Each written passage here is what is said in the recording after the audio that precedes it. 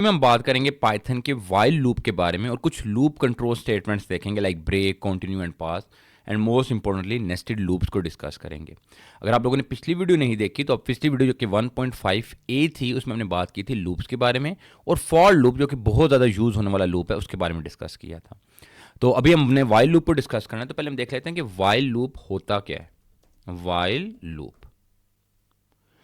Loop एक ऐसे loop की टाइप है जो कि तब तक चलता रहता है जब तक उसकी कंडीशन फॉल्स नहीं हो जाती। यानी कि वाइल लूप एक कंडीशनल डिपेंडेंट लूप है। जब तक कंडीशन फॉल्स नहीं वाइल लूप चलता रहता है। इसके अलावा एक और चीज समझिएगा, इंक्रीमेंट और डिक्रीमेंट क्या होता है। किसी भी वेरिएबल के अंदर जब आप वैल्यू का इंक्रीज करते हैं वो कहलाता है इंक्रीमेंट, और किसी वेरिएबल के अंदर वैल्यू का डिक्रीज कहलाता है डिक्रीमेंट। इंक्रीमेंट 1 का भी हो सकता है, 5, 10, कुछ किसी का भी इंक्रीमेंट हो सकता है, 10, 100 किसी का भी इंक्रीमेंट दे सकते हैं। तो वाइल लूप में इंक्रीमेंट का भी इस्तेमाल किया जाता है। तो मैं यहां पे लिखता हूं एक कंडीशन लेके, age is equal to, age एक वेरिएबल ले लिया जो कि 10 है, while age is less than और equal to 18, then print age. अब नेक्स्ट मैं यहां पे इंक्रीमेंट यूज करता हूं, age is equal to age plus 1। तो ये जो है स्टेटमेंट, ये age equal to age plus 1, ये इंक्रीमेंटल स्टेटमेंट है। मैं इसको एग्जीक्यूट करता हूं तो आंसर आ रहा है 10 से लेके 18 तक। क्यों? क्योंकि 10 से स्टार्ट हुआ, 11, 12, 13, 14, 15, 16, 17, 18, 18 के बाद जैसे ही वैल्यू इंक्रीमेंट है 19 की, देखिए जब 18 आया कंडीशन ट्रू, 18 प्रिंट हुआ, age is equal to age plus 1, 18 plus 1 equal हो गया 19, तो ये कंडीशन फॉल्स, तो वो वाइल लूप से बाहर आ गया। मैं यहां पे एक मैसेज भी डिस्प्ले करा देता हूं, प्रिंट हेलो वर्ल्ड। तो मैं इसको रन करता हूं तो हेलो वर्ल्ड, हेलो वर्ल्ड ने तब ही चलना है क्योंकि जब ये कंडीशन फॉल्स होगी वाइल लूप बार बार चलता रहेगा डिपेंडिंग अपॉन द कंडीशन। अच्छा, एक और एग्जांपल हम सॉल्व कर लेते हैं और वो है पासवर्ड की, कि आप लोग एक पासवर्ड रखते हो और आपने देखा है नॉर्मली पासवर्ड के मामले जब तक आप करेक्ट पासवर्ड इंटर नहीं करते हो आपसे बार बार पासवर्ड इनपुट करता रहता है। ये एक अलग बात है कि 3-4 ट्राइज के बाद वो आपके पास एरर शो कर देता है, लेकिन नॉर्मली हम इस बात को निगलेक्ट कर रहे हैं। हमने जस्ट ये करना है कि हमने यूजर से पासवर्ड इनपुट करते रहना है जब तक यूजर करेक्ट पासवर्ड इंटर नहीं कर देता। तो मैं एक वेरिएबल लेता हूं, पासवर्ड इज इक्वल टू 0, मैं पासवर्ड 0 के इक्वल ले लिया। Then while password is not equal to, यहां पर आप अपना पासवर्ड लिख दें, जो भी आपने पासवर्ड रखा है। मैंने रखा हुआ 1 2 3 4 5। अब इसको ले लेते हैं input, password is equal to int input enter your password. मैं सारे इसको डिस्प्ले भी करा देता हूं ताकि आपको नजर आता रहे, प्रिंट, मैं इसको रन करता हूं, मैं पासवर्ड लिखता हूं 1 2 6, तो उसको दोबारा इनपुट लेना चाहिए। सॉरी, इसको प्रिंट वाइल पासवर्ड, ठीक है, 1 2 4, ये देखें 1 2 4 डिस्प्ले हो गया, 1 2 9 डिस्प्ले हो गया। अब मैं करता हूं 1 2 3 4 5, तो नजर आया, क्योंकि अब कंडीशन क्या होगी, फॉल्स। जब कंडीशन फॉल्स हो जाएगी तो वो मजीद इनपुट्स नहीं लेगा और आपका प्रोग्राम क्या हो जाएगा, उसकी एग्जीक्यूशन खत्म हो जाएगी। तो ये बार बार चलता रहेगा, कब तक, जब तक कंडीशन फॉल्स नहीं हो जाती। अब जो हमने बात करनी है, जो सेकंड चीज हमने डिस्कस करनी है वो है कंडीशनल स्टेटमेंट, जिनके बारे में मैंने जिक्र भी किया था कि break, control statement, break, continue और पास के बारे में। तो पहले देख लेते हैं कि ब्रेक स्टेटमेंट किस तरीके से काम करती है। ब्रेक स्टेटमेंट, तो ब्रेक स्टेटमेंट क्या काम करती है कि आपके लूप को टाइम से पहले ही खत्म कर देती है। आप break statement, continue statement while loop में यूज कर सकते हैं, फॉर में ऐसी कोई प्रॉब्लम नहीं है कि ये फॉर के लिए, ये वाइल के लिए, किसी भी चीज के लिए।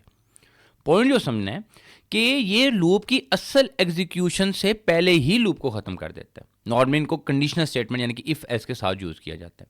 तो मैं एग्जांपल लिखता हूं, फॉर आई इन रेंज 1 से लेके 11 यानी कि 10 तक चले और स्टेप 1 का हो। मैं यहां पे लिखता हूं इफ आई मॉडुलस 2 कर लेते हैं, 2 को रहने देते हैं, 5 इज इक्वल टू 0, ब्रेक। यहां पर मैं एक प्रिंट मैसेज लिख देता हूं, इफ के बाहर आई, इसको रन करते हैं। अब हुआ ये कि आई की वैल्यू फर्स्ट टाइम हुई 1, तो 1 का मॉडुलस 5 लिया, ये कंडीशन होगी फॉल्स, वो ब्रेक को छोड़े बगैर ही प्रिंट आई के ऊपर आ गया, उसने आई को प्रिंट करा दिया। देन आई की वैल्यू हुई 2, अगेन कंडीशन फॉल्स, उसने इफ वाले हिस्से को एग्जीक्यूट ही नहीं किया, जब इफ नहीं चला तो ब्रेक स्टेटमेंट भी रन नहीं हुई और सीधा उसने प्रिंट आई यानी कि 2 कर दिया। इस तरीके 3, 4।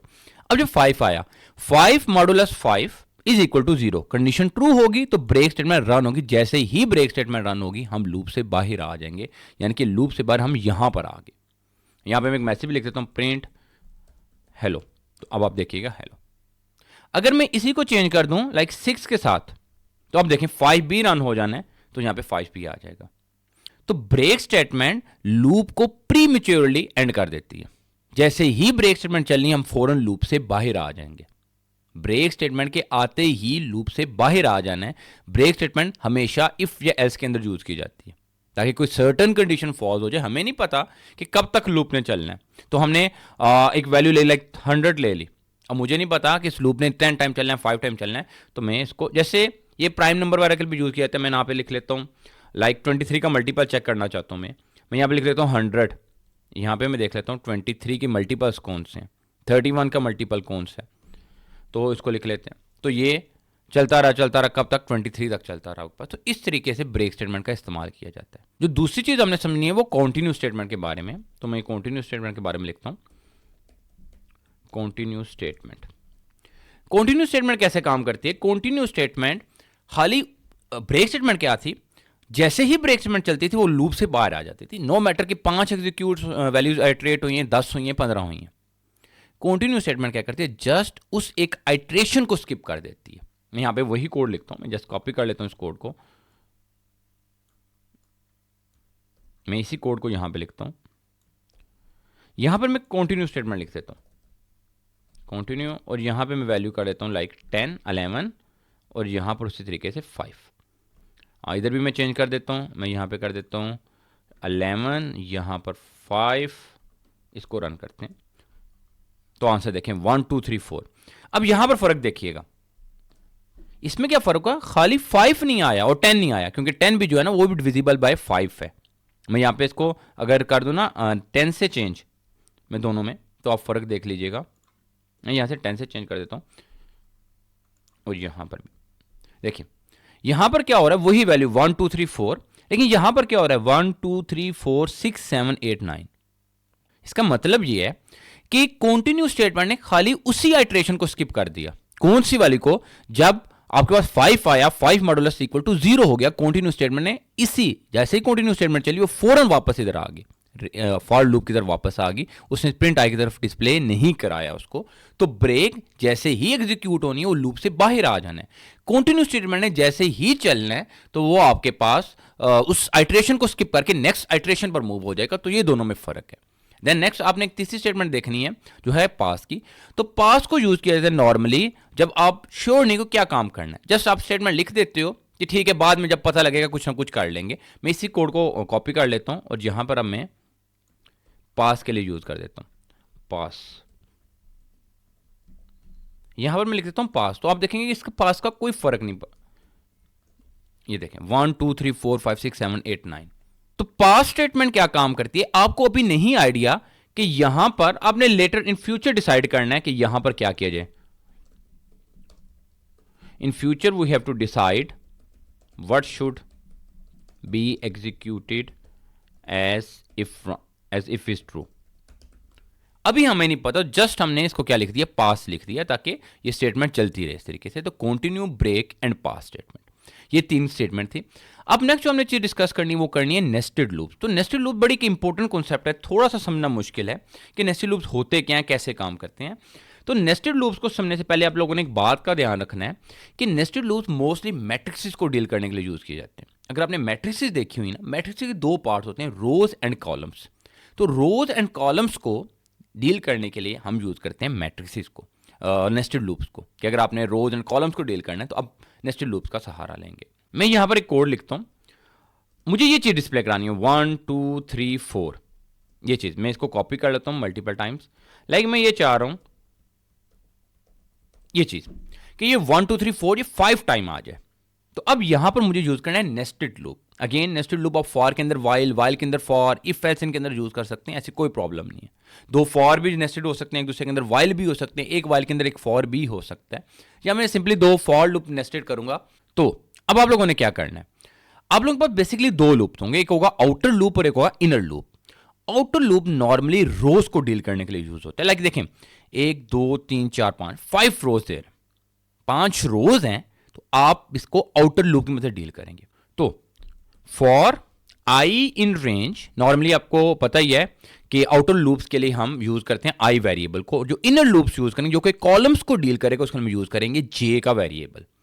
फॉर आई इन रेंज मैं यहां पे लिखूंगा 1 से लेके 6 क्यों लिख रहा हूं कि बेसिकली 5 रोज है, 5 रोज हैं, तो मैं अगर 5 लिखूं तो 5 रोज को काउंट करने के बजाय 4 रोज को काउंट करेगा। तो मैं यहां पे लिखूंगा 6 एंड स्टेप कितने का है 1 का। देन फॉर जे, अब हमने डील करना है कॉलम्स को, तो कॉलम्स भी कितने हैं 4 कॉलम्स हैं, 1 2 3 4 columns. For J in range 1 4 नहीं लिखना बल्कि क्या लिखना है 5 स्टेप 1 का। देन प्रिंट जे को प्रिंट करा देते हैं और यहां पर प्रिंट।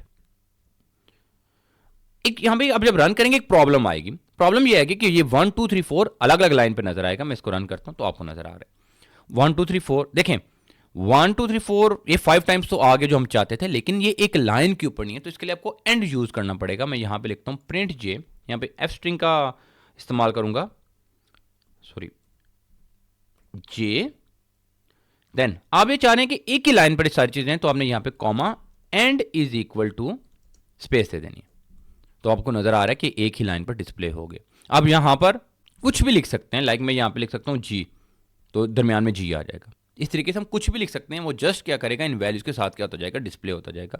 मैं इसको रब करके यही कर देता हूं जी, तो ये बिल्कुल सही तरीके से डिस्प्ले हो गया।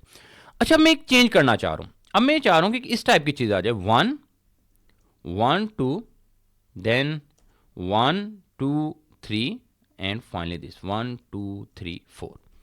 अब इसमें प्रॉब्लम क्या है, प्रॉब्लम ये है कि रोज का तो कोई मसला नहीं है, लेकिन फर्स्ट रो में एक कॉलम है, सेकंड रो में 2 कॉलम है, थर्ड रो में 3 कॉलम है, फोर्थ रो में 4 कॉलम्स है। रोज की प्रॉब्लम तो आउटर लूप सेम रहेगा। For I in range 1 5 and step 1 का।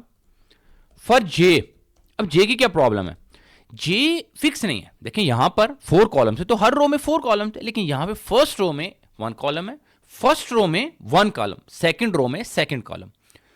रोज के हिसाब से जितनी रोज जितना रो नंबर उतने कॉलम, थर्ड रो में 3 कॉलम, तो मतलब रोज को हम डील कर रहे हैं विद द हेल्प ऑफ आई, रोज को डील कर रहे हैं विद द हेल्प ऑफ आई, तो कॉलम्स को भी हमने इसी तरीके से कंट्रोल करना है, जो रो नंबर वही कॉलम नंबर। तो मैं यहां पे लिखूंगा फॉर जे इन रेंज 1 से स्टार्ट होके आई +1 क्यों कर रहा हूं, क्योंकि आई की वैल्यू यहां पे जब आएगी तो एक कम तक एग्जीक्यूट होनी है, तो स्टेप 1 का। And then print f string j comma end is equal to, sorry, and then एक प्रिंट फॉर आई लूप भी लिख देते हैं ताकि वो लाइन नेक्स्ट लाइन पे मूव कर जाए। तो 1 1 2 3 4 इस तरीके से पैटर्न डिस्प्ले हो गया। आप मजीद भी देख सकते हैं इन चीज़ों को। अगर कोई भी बात समझ नहीं है तो मजीद जो नेक्स्ट वीडियो करेंगे जिसमें हमने कोड्स वगैरह की प्रैक्टिस करनी है, कुछ लूप्स के, कुछ इफ एल्स के, कुछ नेस्टेड लूप्स से देखेंगे, तो उसमें मजीद भी डिस्कस कर लेंगे। अगर स्टिल कोई प्रॉब्लम आ रही है तो मुझे कमेंट सेक्शन में ज़रूर बताएं, मैं आपको रिप्लाई करूँगा। Thank you.